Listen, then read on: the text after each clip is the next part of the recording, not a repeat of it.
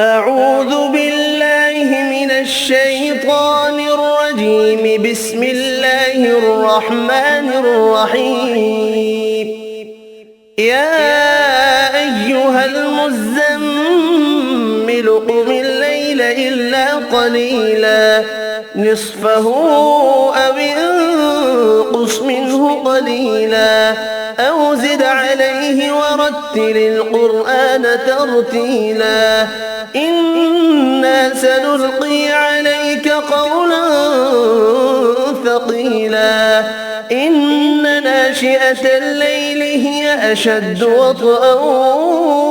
وأقوم قيلا إن لك في النهار سبحا طويلا واذكر اسم ربك وتبتل إليه تبتيلا رب المشرق والمغرب لا إله إلا هو فاتخذه وكيلا واصبر على ما يقولون واهجرهم هجرا جميلا وذرني والمكذبين أولي النعمة ومهلهم قليلا إن لدينا أنكالا وجحيما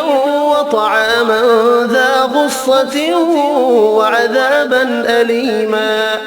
يوم ترجف الأرض والجبال وكانت الجبال كثيبا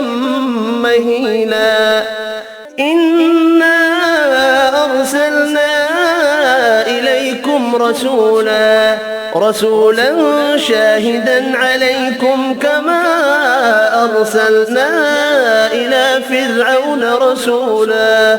فعصى فرعون الرسول فأخذناه أخذا وبيلا فكيف تتقون إن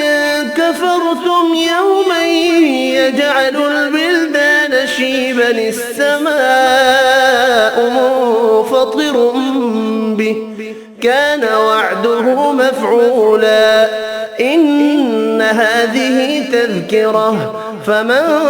شاء اتخذ إلى ربه سبيلا إن ربك يعلم أنك تقوم أدنى من ثلثي الليل ونصفه وثلثه وطائفة من الذين معك والله يقدر الليل والنهار علم أن لن تحصوه فتاب عليكم فاقرؤوا ما تيسر من القرآن علم أن سيكون منكم مرضى وآخرون يضربون في الأرض يبتغون من فضل الله وآخرون يقاتلون في سبيل الله فاقرؤوا ما تيسر منه وأقيموا الصلاة وآتوا الزكاة وأقرضوا الله قرضا حسنا وما تقدموا لأنفسكم من خير تجدوه عند الله هو خيرا